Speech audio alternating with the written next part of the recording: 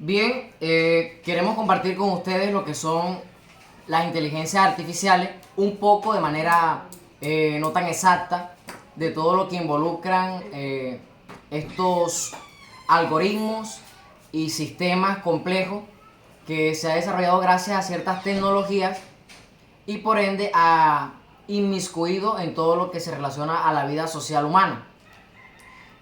Iniciamos, primero que todo, presentando a mis compañeros de trabajo de esta investigación, mi compañero Deimer Mendoza, mi compañero Ronald Maldonado y su servidor Jeffrey Arrieta. Vamos a iniciar diciendo el concepto de lo que se entiende por inteligencia artificial según la Unión Europea. Abro comillas. Un sistema basado en una máquina diseñado para funcionar con distintos niveles de autonomía que puede mostrar capacidad de adaptación tras el despliegue y que, para objetivos explícitos o implícitos, infieren de la información de entrada que recibe la manera de generar información de salida, como predicciones, contenidos, recomendaciones o decisiones, que pueden influir en entornos físicos o virtuales. Le pregunto, ¿ha dicho usted en voz alta o hablado con un amigo que quiere adquirir cierto artículo o algo y le da la sensación de que el celular le oye y le comienza a hacer recomendaciones por YouTube, por Facebook, de anuncios sobre el producto que usted expresó? De eso vamos a hablar. ¿Cómo funciona un algoritmo? ¿Qué tipo de algoritmos hay? Vamos a hablar de los diferentes, de algunos robots de inteligencia artificial que han surgido. Vamos a hablar del concepto de robot también. Vamos a hablar de tres tipos de algoritmos, si no estoy mal de Tres tipos de algoritmos. Vamos a hablar de la Deep Blue, un sistema complejo, ¿no? Vamos a hablar de también, creo que la primera, exacto, la primera máquina de traducción. Comprenderán que son mucho, o esta ciencia tecnológica abarca una inmensidad de temas y puntos, muchas aristas, y sería absurdo pretender que pudiéramos decir todo en tan poco tiempo. Entonces vamos a centrarnos en eso, en los tipos de algoritmos que hay, alguna que otro ejemplo, en los avances de las inteligencias artificiales, y vamos a hablar de los problemas éticos que representa. También vamos a ver la inteligencia artificial dentro del plano legal y de hacia un futuro o un gobierno inteligente. Deimer, compártenos un poco de lo que son los algoritmos, o sea, qué tipo de algoritmos hay, cómo funcionan, en qué se basan y todo eso. Bueno, cuando hablamos de algoritmos, habíamos investigado acerca de cómo funcionan, cuáles son sus estructuras, y encontramos que existen dos tipos de algoritmos principales, que son los algoritmos cuantitativos, los algoritmos computacionales, que pues su función es un poco más compleja. Esa requiere no del uso como tal de un ordenador para una solución o ejecución, sino que es más sistemática. Es decir, si tenemos una empresa o una fábrica que se encarga de, pongamos un ejemplo, manufactura, este tipo de algoritmo computacional lo que hace es que sistematiza una producción a través de cierta organización de robots que lo que hacen es recibir una orden de ella debido a la secuencia numérica que ejerce, obviamente con datos previamente ingresados y obviamente coordinados luego de una serie de pruebas. Pueden pues desplegar una funcionalidad como tal para hacer un trabajo mucho mejor sistematizado y que de una u otra manera haya sido con una previa certificación. Es decir, este tipo de inteligencia artificial, porque en realidad hace parte de inteligencia artificial, es un algoritmo de los más complejos que existen, ya que no lo hace de manera secuencial, sino que se autoprograma. Es decir, si encontramos alguna falla en el sistema, si por de pronto hay una pérdida ya sea de red o incluso de energía, hay algunos que ya cuentan con plataformas autosuficientes, los cuales permiten que una empresa o un lugar como estos pues continúe una serie de producción sin que se interrumpa o sin que haya alguna pérdida en general. Por eso es uno de los más utilizados hoy en día en industrias como el automovilismo, la industria cárnica, todo lo que es el sistema médico, fármacos, son algoritmos que se utilizan con muchísima frecuencia. Por otro lado tenemos los cuantitativos o cualitativos, que bueno, básicamente a través de cálculos matemáticos o secuenciales lógicos, son aquellos que nos ayudan a identificar de pronto una serie de datos para poder organizarnos y voy a dar un ejemplo simple para ser más enfático. Nos gusta cierto tipo de música, a diario lo estamos haciendo en el celular, de pronto vemos videos de X o Y contenido. Este algoritmo lo que hace es que asocia cierto contenido con nuestros gustos, incluso mide el tiempo que tardamos nosotros consumiendo este tipo de contenido, y lo que hace es que lo reorganiza y te lo coloca de tal manera en que sigas enchufado en él, es decir, lo organiza y te lo muestra sin que haya un mayor esfuerzo. Se pueden utilizar también para organizar edades, cálculos matemáticos, sistemas secuenciales. Quieres hacer, no sé, una comida, te puede organizar en tal orden cómo se hace, la cantidad de productos que utilizarás. Entonces digamos que son muy comunes. Por eso decíamos ahorita que los computacionales son los más complejos y pues necesitan mucho más tiempo, cuidado y tener un conocimiento previo pues para poder llevarlos a cabo en una producción en masa. Bien, como pueden ver, nuestras explicaciones referente a lo que son los algoritmos y las inteligencias artificiales no son tanto tecnicistas, sino que nuestra labor o lo que pretendemos nosotros es explicar de manera social cómo funciona. Es decir, en qué parte de la vida social están inmiscuidos estos algoritmos complejos, como decía el compañero, dando ciertos ejemplos que son sencillamente fácil de comprender por cualquier persona.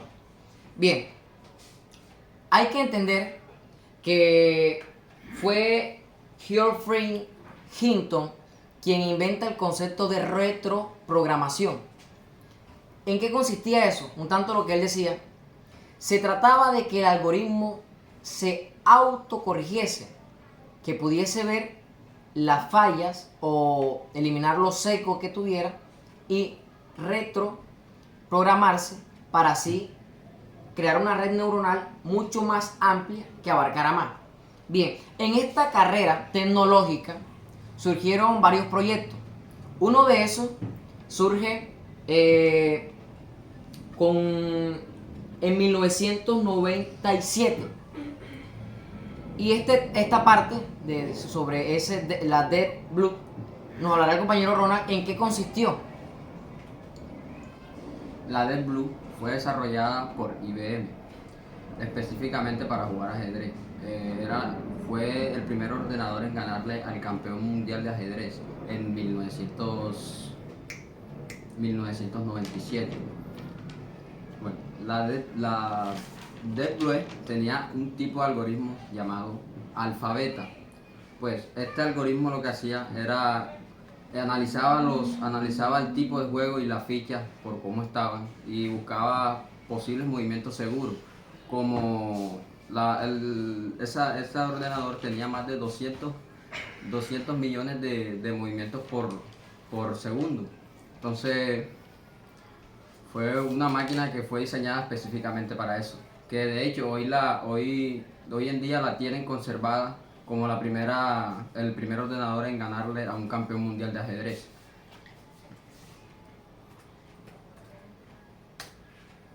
Bien, sobre este asunto, el primer intento fue con la Deep Blue. Fíjense la capacidad de procesar todas esas jugadas en tan poco tiempo. OpenIA desarrolló unos bots, porque entonces luego vinieron el desarrollo de los bots.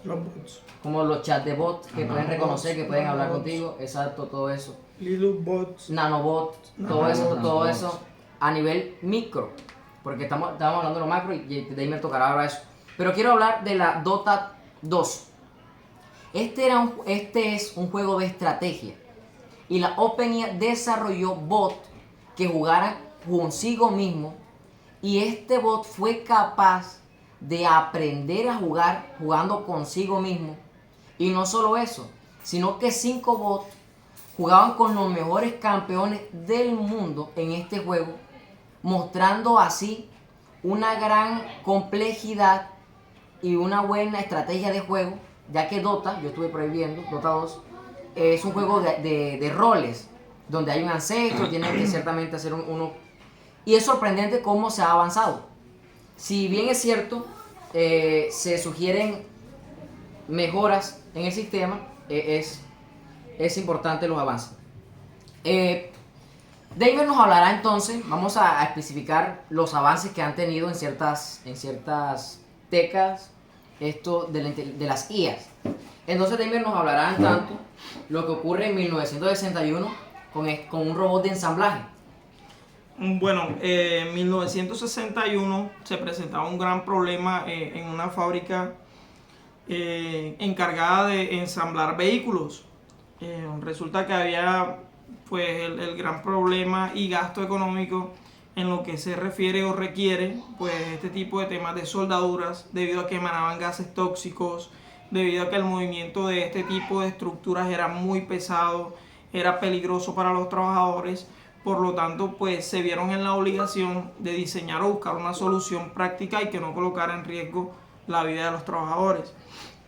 Es ahí donde nace Unimate o Unimate, que fue un robot encargado de transportar las piezas recién fundidas, o sea, con una alta temperatura, llevarlas hacia el chasis y con este tipo de temperaturas altas soldarlas para dar una mejor durabilidad o una mejor estructura del vehículo.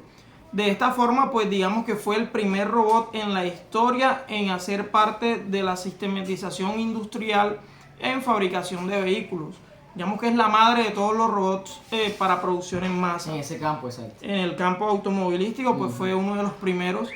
Tenemos la Crimson Cave, que hacía pruebas de frenado, es decir, colocaban una rueda a cierta velocidad y ella pues decía la relación de fricción que debía haber entre un cuerpo y otro. En este caso era asbesto, que no se utiliza ya hoy en día, pero nos daba una relación exacta de a qué velocidad y cuánta fricción necesitaba un vehículo para detenerse de manera segura. Al principio solo se utilizó en campos como automovilística avanzada, que ya es carrera, Fórmula 1, lo que conocemos hoy en día como carreras de pista, pero se fue utilizando a través del tiempo para poderlo hacer en vehículos cotidianamente utilizados.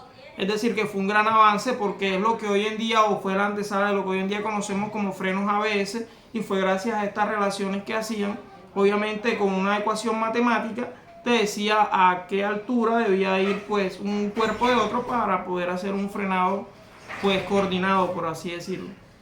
Ya tenemos entonces dos aspectos de la vida humana en que las IA han tenido trascendencia. Los juegos, derrotando al mejor jugador de ajedrez. El ajedrez es uno de los juegos de estrategia más complejos que hay. De hecho, el jugador de ajedrez se sintió decepcionado, que él decía que pareciera que alguien lo estuviera controlando. Ahora tenemos por acá, vemos que él hablaba de que era peligroso. Era muy El trabajo, no sé, ya hay un robot reemplazando una tarea humana. Entonces, mire, ya van dos aspectos. Ronald nos hablará de otro aspecto y ese del primer robot hogareño, creado en 2002, Romba.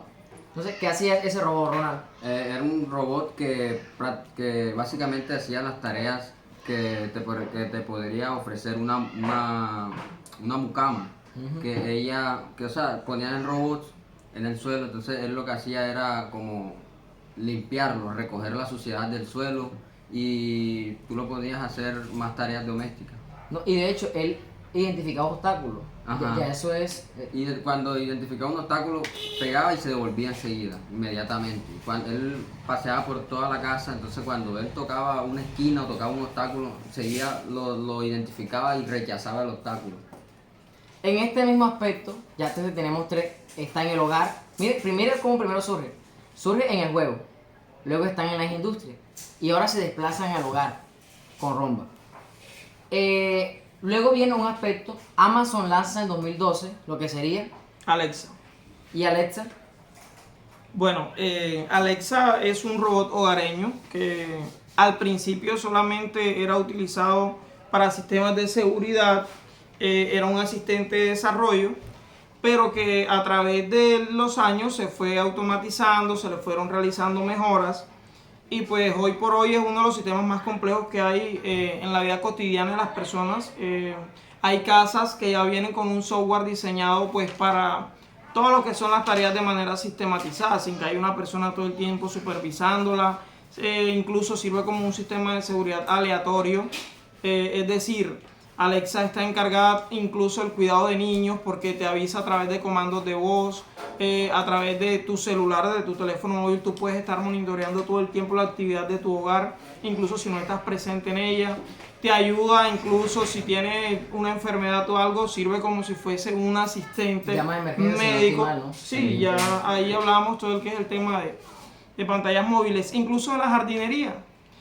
Hace un monitoreo, un escaneo de si tienes plantas en la casa, te genera un listado de tareas que debes realizar para evitar de pronto que este tipo de seres. Claro, entonces ahí pues abarca algo que me llama muchísimo la atención y es cómo la tecnología ha trascendido de tal forma en la humanidad que hacen parte de nuestro diario vivir. Hace 50 años atrás nosotros no teníamos un desarrollo como el que hoy en día tenemos y creo, a mi concepto, la inteligencia artificial ha avanzado tanto que pues hoy por hoy tenemos una mejor calidad de vida gracias a ellas. Me gustaría de pronto hacer un aporte con respecto a Romba en el año 2002 y fue que al principio eran simples máquinas para solamente cuidado, limpieza o aseo, pero con el tiempo se fueron desarrollando a tal modo que incluso podían ser asistentes, podían hacer trabajos técnicos y hoy en día pues hay una serie de robots que pues provienen de la misma marca o del mismo fabricante que son asistentes domésticos como tal, obviamente apartando a Alexa de este grupo ya que son dos construcciones totalmente diferentes, son Una fabricantes razón social diferentes. distinta también. Sí, pero las tareas pues no son... Porque fíjate que Alexa es más amigable, ella es capaz de hacerte sentir como que hay otra persona y al cambio Romba es como más tecnificado. Romba es más tecnificado, así, es más de tareas, Sí, es sí, más de... sí. En cambio Alexa pues te ayuda como mantener un ordenamiento, es como un asistente, por así Exacto, decirlo. No, ¿sabes también lo que puede hacer Alexa? Alexa en una casa inteligente, o sea, que lo que se llama por casa moderna, Casa que es moderna, casa ah. inteligente que dispone de todo ese tipo de tecnología. Como por ejemplo, tú estás durmiendo y tienes los focos prendidos de tu casa y tú tienes en la casa inteligente los focos, tú puedes decirle a Alexa que los apague y ella automáticamente apaga las luces. O puedes decirle que le baje el volumen a cierta cosa o cualquier cosa y Alexa Que cierre las persianas, monitorea sí, toda Sí, la sí, casa. eso era lo que yo abarcaba cuando decía sistematización. Sí, sí, sí, sí. O sea, las tareas cotidianas están incluidas ahí y ella simplemente se encarga de organizarlas. Bien, todo este recorrido ya ha avanzado el tiempo, sin embargo no es nada lo que hemos dicho y aún no es nada de lo que diremos. Quiero hablar entonces del concepto de la palabra robot y es un dramaturgo checo de apellido Camper que en una obra llamada Rossum Universal Robot él populariza el término robot. No lo crean, ya estaba, solo que él lo populariza en esa obra dramaturga. Sin embargo, ya Descartes en su obra Metafísica, cuando habla de la existencia humana, él dice, llegando al robot o a estas máquinas, como dice él dice que no pueden ser humanas nunca. Y él plantea del problema de la autoconciencia. Si bien es cierto, la carrera robótica creo que le gana a la ciencia ficción. O sea, la ciencia ficción siempre supera más allá de lo que tenemos. No sé si recuerdan la película Yo Robot. Quiero hacer un aporte y es que por lo general la ciencia ficción siempre ha ido un paso adelante de la inteligencia artificial porque ha inspirado a ciertos trabajos tecnológicos. Sí, sí. Te voy a dar un ejemplo. No sé si algunos han tenido la oportunidad de ver una película muy vieja que se llama El Hombre Bicentenario. Es simplemente un robot casero, parecido a Romba. Él fue comprado pues, para hacer tareas domésticas, ayudar en la casa, pero él se va autopercibiendo y va aprendiendo de los humanos a tal punto que llega a querer ser humano y empiezan a fabricar órganos, empieza pues a demostrar que él sí tiene una capacidad de pensar y todo esto. Y esa obra, ojo, dato curioso, fue inspirada en la obra de Descartes. No, y mira, ya que él tocaba eso, si en la película Yo Robot, si uno nota, una de las peculiaridades del autor es decir que para que un robot o una máquina inteligente, una IA, lograse ser humana, tendría que soñar.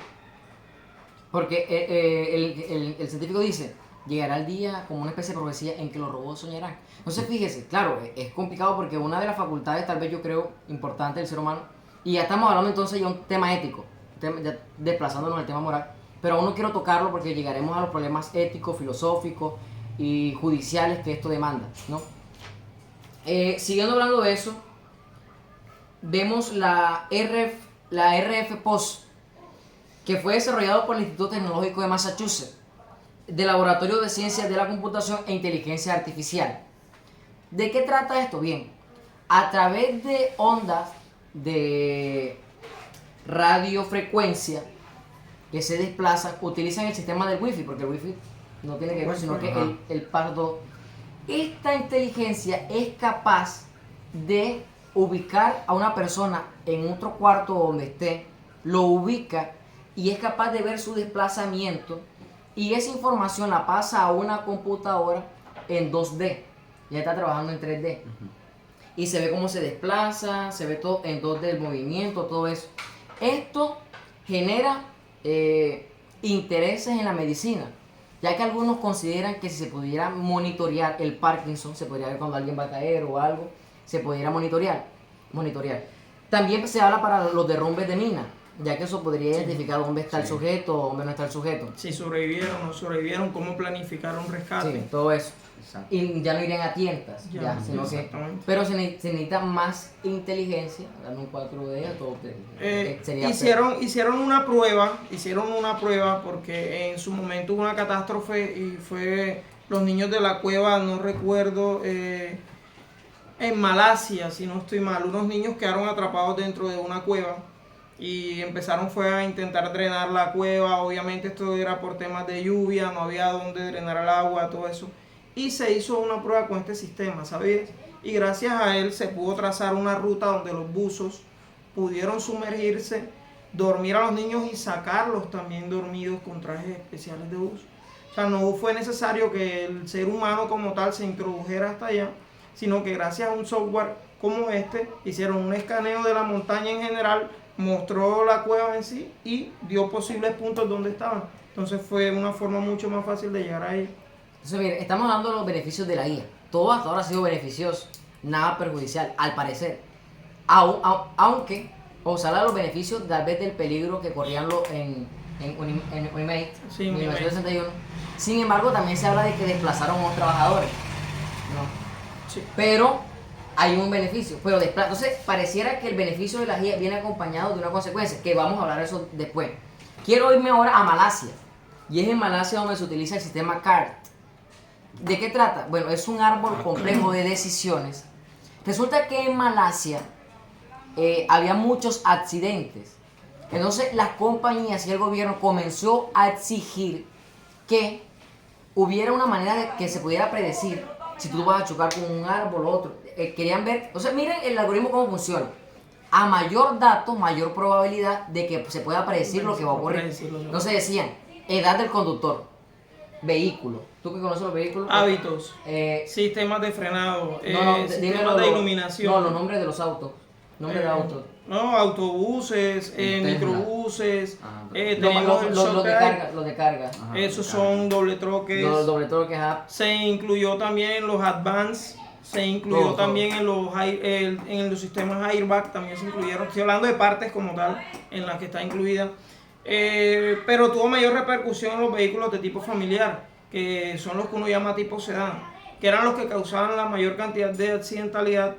Y pues fue, ojo, dato curioso también, este tipo de vehículos tuvo también un sistema de alcoholemia, es decir, si él se percataba que la persona que lo iba a conducir va bajo los efectos del alcohol, en el caso del sistema público como los autobuses, inmediatamente bloqueaba su sistema y no había manera de que esta persona lo pudiera manejar. Sin embargo, él toma en ejemplo otro donde fueron los carros familiares. Sin embargo, en Malasia eran los cargos que transportaban alimentos Y transporte y público. materiales, eran los mayor responsables de accidentes. Solo en 2014 se registraron 1902 muertes vinculadas a ellos.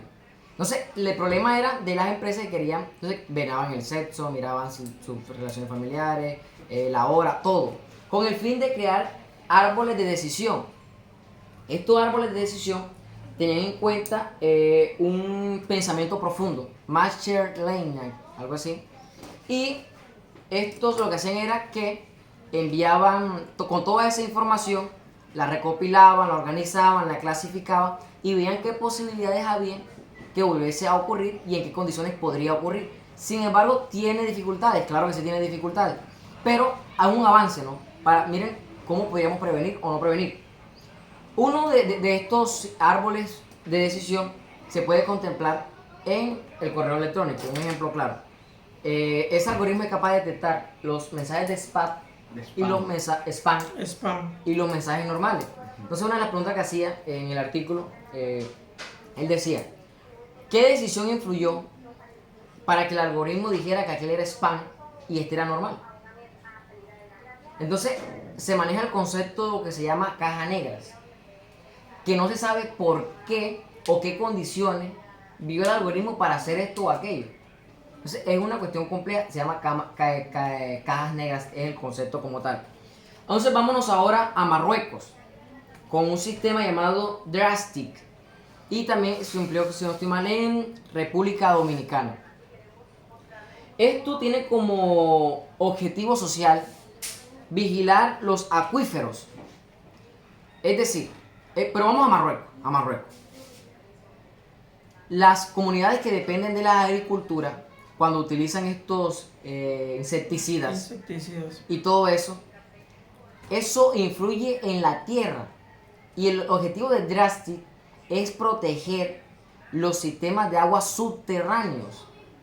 Entonces, esto evalúa las condiciones climáticas, las condiciones agrícolas, las condiciones de suelo y todo eso para tratar de algún modo mitigar las consecuencias que tengan estos insecticidas de esas comunidades agrícolas en todo lo que son los sistemas acuíferos. Ahí tenemos esos dos sistemas, el Drastic y tenemos el CART.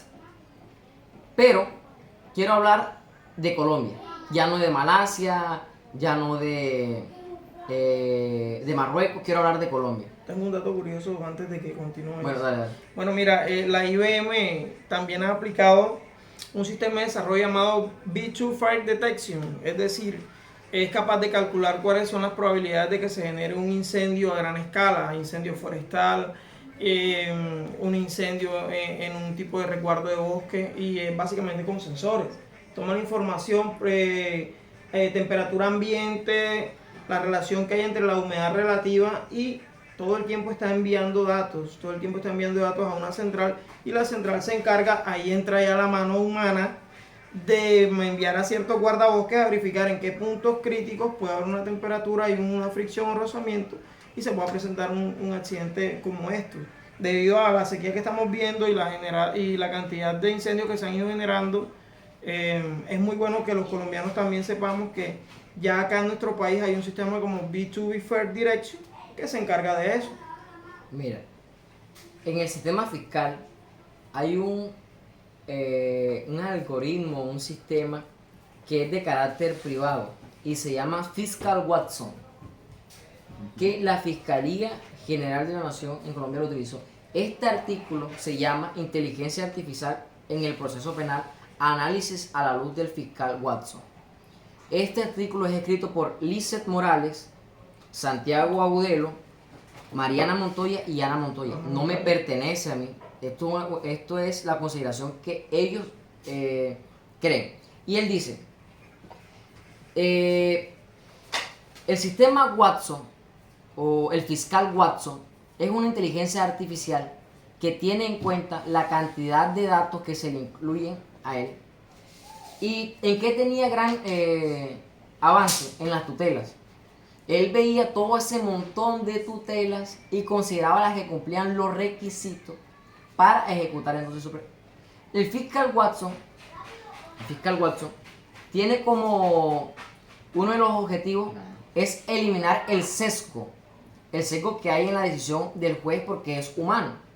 Sin embargo, ellos decían que uno de los miedos es que el usuario, el ciudadano sea capaz de aceptar de que una IA le juzgue. ¿Por qué? El miedo es que pensará que la IA, por ser tan rigurosa, no tendrá la misma tal vez consideración que tiene el juez humano. Si bien es cierto la justicia tiene que actuar con imparcialidad, la Fiscalía Forense, si no estoy mal, o la ciencia forense, ha determinado que por muy instruido o pegado a la ley que tiene sesgos. Tiene sesgos. Hay sesgos raciales, sesgos étnicos, sesgos de género, sesgos sociales también. Hay muchas clases de sesgos. Entonces, se teme por parte de la ciudadanía cómo tomaría un robot riguroso que apega a la ley tal cual. Sin embargo, tiene sesgo también el fiscal Watson. Uno de los sesgos es que si la información o los datos que se incluyen en él ocurrió en Estados Unidos. En Estados Unidos se vio que la mayoría de los datos que utilizaban ellos los sesgaban, eran para comunidades negras y eso. En China se utiliza uno que se llama Xiaofa. Este tiene como objetivo determinar cuántos años de cárcel le dan a una persona, porque si puede ser reincidente. Esto, o sea, el fiscal Watson estudia todas las posibilidades de que un delito pueda reincidir y qué condiciones cumple el sujeto. Claramente esto está prohibido por la Unión Europea, la caracterización de las personas. Yo no puedo dar por hecho de que como él cumple las condiciones para cometer un delito, yo lo debo arrestar. Porque eso se llama discriminación o sesgo. Entonces, una de las cosas que hay que utilizar en la fiscal Watson es eso, que aún está en entredicho. Otro, el Crimen Center en Estados Unidos se utiliza es una serie, es como una planilla a través de la ley, y él asigna tareas y la policía tiene que ir llenando sus requisitos cuando lo va cumpliendo. Leer los derechos, ya lo dice, para evitar todo este proceso. ¿Por qué se trata de que las IA entren en un gobierno inteligente? ¿Por qué? Porque el proceso judicial en Colombia es lento, muy lento y saturado. Entonces el fiscal Watson es capaz de lo que le costaría a una persona hacer en un mes, una semana o año, él lo hace en cuestión de segundos. Y se cuenta con la posibilidad de que no tenga sesgo, porque si uno tiene hambre puede que la opinión le cambie. Si uno tiene sueño puede que la opinión le cambie o se le pase un dato. Pero esta IA no tendrá sueño, no tendrá hambre, entonces no habrá nada que lo sesgue. Pero hay otro sesgo y es la cuestión de los datos. Un señor llamado... Espérame un momentico, antes de que continúe. Un señor llamado... a ver, el nombre está por acá. Él decía que el nuevo petróleo eran los datos. Él decía que él llamaba datos elefánticos. Es decir, la cantidad de datos con los que los algoritmos cuentan hoy es impresionante. Una cantidad de datos inmensa que pueden saber si una persona... Claro, eso es por caja negra, ¿no? No se vende qué persona tiene dicho gusto, sino que, exacto, no te dice la fuente, sino que te vende los datos, tú le suministras el anuncio y él es el que se encarga sin mandarle la identidad de la persona. Entonces, fiscal Watson ya se utiliza. No de la manera más rigurosa, no de la manera... Pero sí hay pininos dentro de dentro de lo que es el sistema judicial en Colombia. Entonces, miren, uno de los apuntes que hacen estos señores decían, abro comillas, podía decidir sobre la división de los bienes tras un divorcio o enviar a alguien a la cárcel. O sea, imaginemos, una hija decide qué pasa después de un divorcio, a quién mete a la cárcel o a quién no mete a la cárcel. Sí, es un problema tal vez. El otro es suponer un cambio radical en la forma en que se funcionan los procesos. Claramente es un cambio radical que se funciona. Otra de las cosas es el problema de las cajas negras. Que como el fiscal Watson está operando bajo una empresa privada, ellos no aceptan que los datos no pueden tener el público. Entonces, si yo soy tu defensa, supongamos que Ronald es el acusado y tú eres el fiscal Watson, y yo no tendría cómo defenderme con el fiscal Watson porque no sé qué sistema algorítmico está utilizando él. No sabría cómo yo defenderte a ti. Entonces es un problema a nivel de defensa. Yo no sabría cómo defenderte porque no sé qué está operando en él. Claro, porque él está tomando la decisión y ¡pum! Listo. Pero entonces yo como defensa, no, entonces eso es un problema que hay a ese nivel. Entonces ya vamos dejando todo esto ahí. No sé si ibas a decir algo referente a eso. Mira, la inteligencia artificial se centra en la excelencia y la confianza, entre comillas. Pero ¿qué pasa? Que el objetivo de impulsar este tipo de investigaciones es que ellos no tienen la capacidad de razonar como nosotros los seres humanos. Entonces ya esto plantea un problema de derechos fundamentales que pues no se estarían siendo violados. Una máquina no tiene la capacidad de pronto de resurgir, de pensar o razonar como tú o yo podríamos hacerlo. Y es lo que plantea un dilema ético a nivel global. Y ahí vamos. Eso lo vamos. Va a ser algo más de hecho, para llegar a la parte ética. De hecho, yo tengo un aporte con lo que dijo el compañero. yo hice el experimento y le pregunté a ChatGPT, que es una inteligencia artificial que te lanza respuestas así. Instantánea. Ajá, yo le pregunté, pues que yo le dije, me siento mal. Ella me dijo, no tengo ese tipo de sentimientos como el humano, pero descríbeme qué sientes y yo te puedo ayudar, te puedo dar una serie de instrucciones para hacerte sentir mejor. Es lo que me dijo, más no me dio pésame ni nada de eso. Bueno, mira, todo lo que tiene eso. Bien, ese tipo de inteligencia artificial es muy buena con respecto a la educación. Puedes apoyarte en ella, puedes aprender muchísimo de ella. Pero nuestro rector de la Universidad Magdalena, en una charla que tuvieron el año pasado, tuve la fortuna de asistir, decía que él le planteó a ChatGPT. ¿Pero qué rector? Dime. ¿De qué universidad? De la Universidad Magdalena, no recuerdo cómo es su nombre. Vino Stanislas de Jaén, que es una persona pues que hace este tipo de investigaciones de inteligencia humana, todo eso.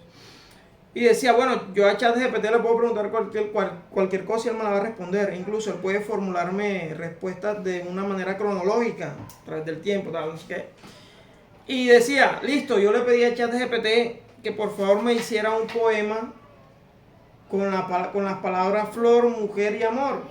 Y ChatGPT me generó un poema y él le hizo la siguiente pregunta, o le hizo la siguiente definición: no me gusta el poema.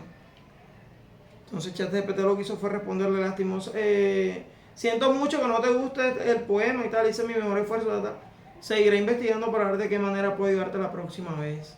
Quiere decir, ahí es donde entra el dilema ético. Una máquina puede hacerlo, pero a ti como ser humano te va a agradar o te va a gustar en sí lo que va a hacer esta máquina.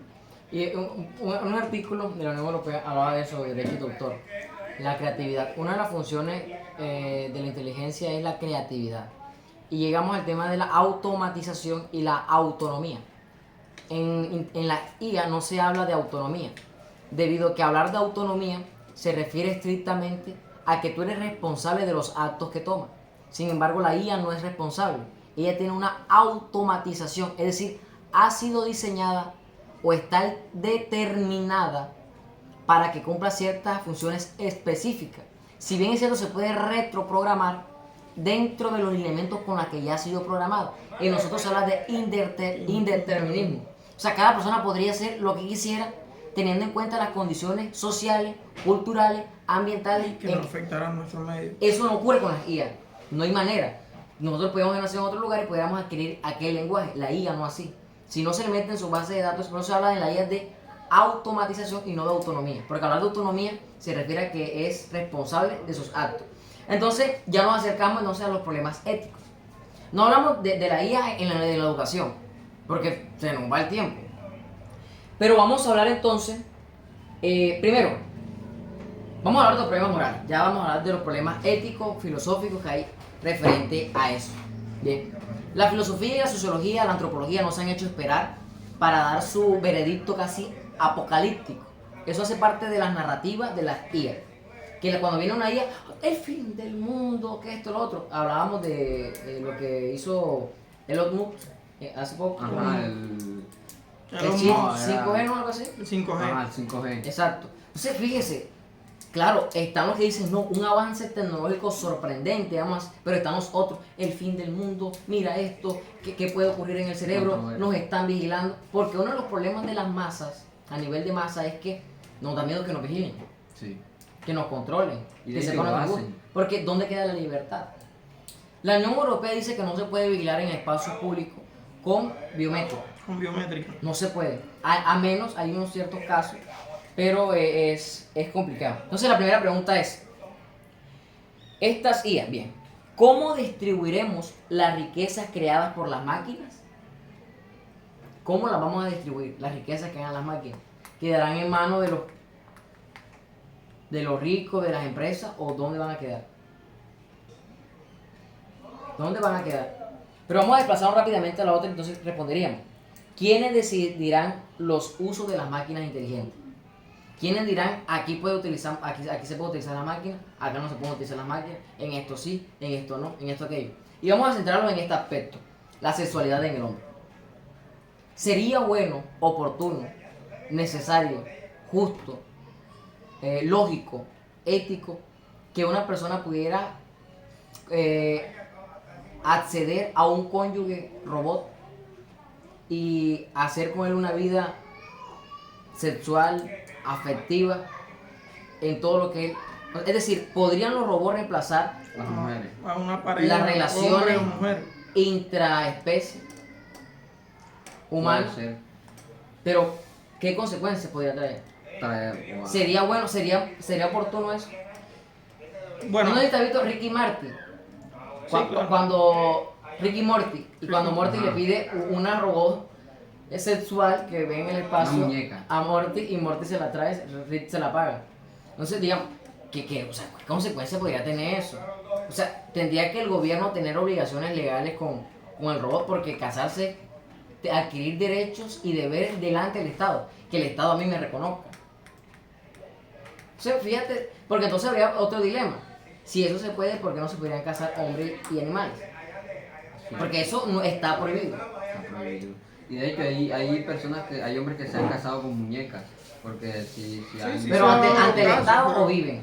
Sí, O sea, ante el en Estado. Colombia- Sí, ante el Estado. En se han Colombia se casado. presentó un caso, no sé, en Ajá. Bogotá. En Bogotá. Pero él no se ha Bogotá. casado, sino que hace como... El Sí. man se suicidó. Bueno, miren, con El man- respecto a el eso, man se el suicidó. problema ¿Cómo es posible? ético para mí sería imposible. Partiendo de que el problema ético que esto formula como principalmente un robot, digamos, cabeza de familia, un robot criando hijos, o sea, ¿Cómo los criaría? Porque ¿Cómo la lo haría? inteligencia no No crea. tiene sentido. exacto, no tendría Porque, un entonces, sistema porque lógico. hablaríamos ya tú la parte adoptiva. No, Se va a adoptar, no se va a Y adoptar. la parte afectiva como persona, de pronto un niño va a tomarle de pronto cierto aprecio a una máquina, o cómo vas tú a ser el modelo a seguir de ese niño siendo una máquina. Sería algo pues que no sería lógico. Ya que tocamos el tema, me gustaría también abarcarlo y creo que es una pregunta que todos nos hemos hecho y es el tema de la clonación, por ejemplo. ¿De qué manera podemos nosotros hacer de que la inteligencia artificial se asocie con la clonación y sea aceptada? Sabemos hoy en día que no ha sido aceptada y pues esto nos ha planteado un problema moral universal que después de Dolly, la oveja, pues no se ha hecho más nada públicamente. Entonces, Apartándome del tema, he visto por ahí que, o sea, yo vi un informe que dice que están desarrollando un cuerpo robótico para trasladarle para memoria. el cerebro, el corazón y todo a ese robot para que las personas vivan más tiempo. Y wow, es algo... Porque de hecho he visto que le han tratado de poner el cerebro y la han conectado con una variedad de cables para que como que el robot trate de pensar como un ser humano, así.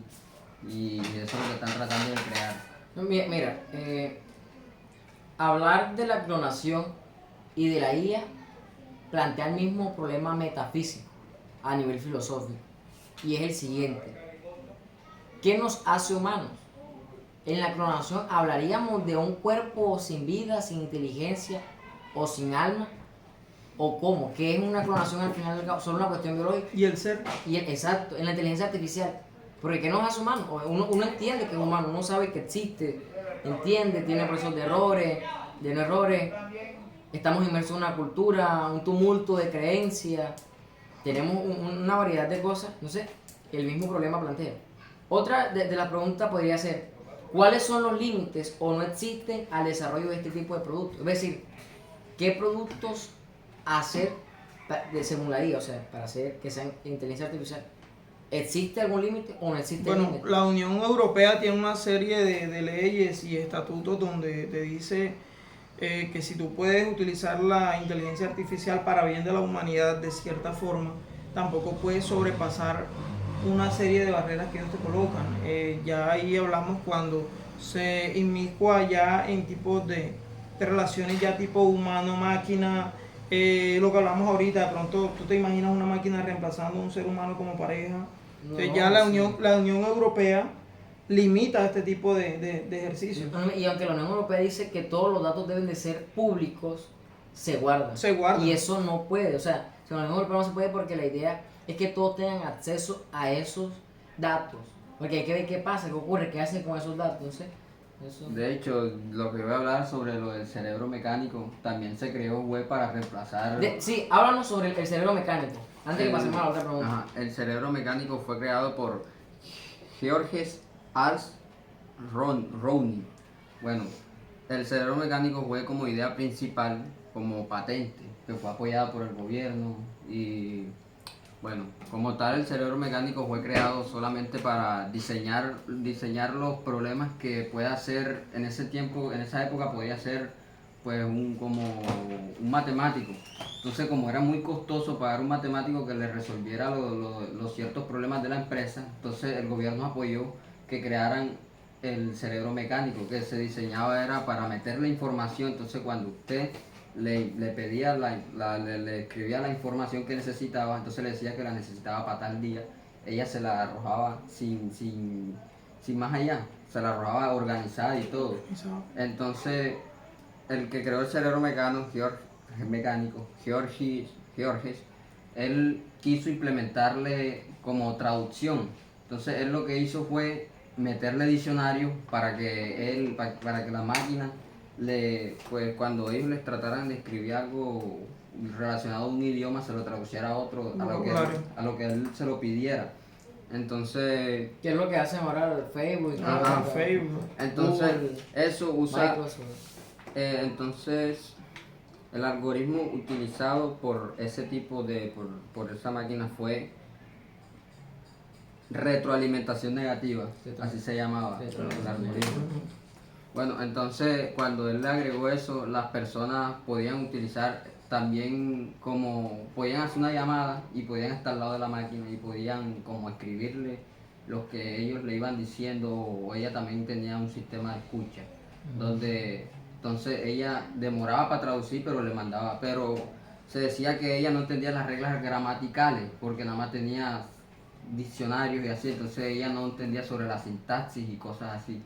Solamente te mandaba algo robusto, algo así, te podía mandar hasta información incierta, pero fue una de las primeras máquinas de traducción que hubo. Bien, entonces preguntamos, ¿qué derechos y deberes tendrán estos robots en una posibilidad de que existan? ¿Qué derechos? ¿Qué deberes? Otra pregunta importante, ¿quién es responsable por sus desarrollos y uso? ¿O se lavarán las manos las compañías que las hacen? Se presentó un problema en las elecciones de Estados Unidos porque cierta información llegó al Senado de Estados Unidos que Facebook había trabajado en una campaña para desprestigiar a un oponente y para que otro ganase. Al momento de entrevistar a Mark, él dijo que su compañía no era responsable, sino que otra empresa, asociación, tomó a su herramienta que es Facebook y la utilizó para esos fines, pero que Facebook como tal no había tenido participación en eso en absoluto. Eso fue un problema que hubo. Porque a nivel de eso se dice, bueno, pero ¿quién es responsable de esto? ¿Quién va a ser responsable? ¿Quién no va a ser responsable? Entonces, para cerrar, hablemos qué nivel de decisión se les permitirá tomar en asuntos humanos. Hablamos de la fiesta, meter preso a alguien, no meter preso a alguien. No sé, ¿qué nivel de decisión se les va a permitir a ellos dentro de la sociedad humana? Entonces son preguntas que no pretendemos nosotros resolver, sino plantearlas, para que reflexionemos cómo las IAs han impactado nuestra vida y cómo seguirán impactándola.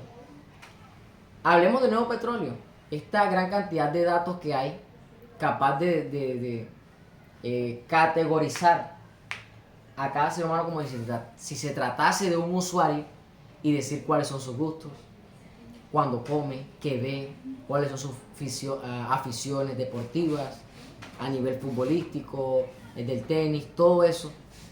Entonces plantea un gran problema, ¿no? ¿Dónde está la privacidad? No hay privacidad, nos vigila, no nos vigila. Las IAs nos pueden hacer útil para las herramientas como Alexa, FS Pose, Drastic, Cart. Entonces, ¿hasta qué punto o a qué límite deben de tener estas IAs? ¿Se debe dar uso? Porque las lagunas fiscales, las lagunas a nivel judicial existen y se aprovechan porque no saben cómo regular todas estas inteligencias que están surgiendo. Sin embargo, se puede ver que hay algo positivo, pero ¿hasta dónde es el límite? Entonces creo yo que más allá de lanzar un diagnóstico a estilo social o sociológico, profético de qué podrá pasar en el futuro con las IA, es esperar. Y creo que nos lo dirá es lo que ocurre. No puede especular, sería necio. O sea, hay que esperar qué ocurre con estas IA, pero sí de algún modo entender que las IA es una realidad de la vida humana. Sí o sí. Entonces, fue un placer compartir un poco de nuestra investigación de las IA. Se despide Jeffrey Arrieta. Neymer Mendoza. Ronald Maldonado. Un gusto.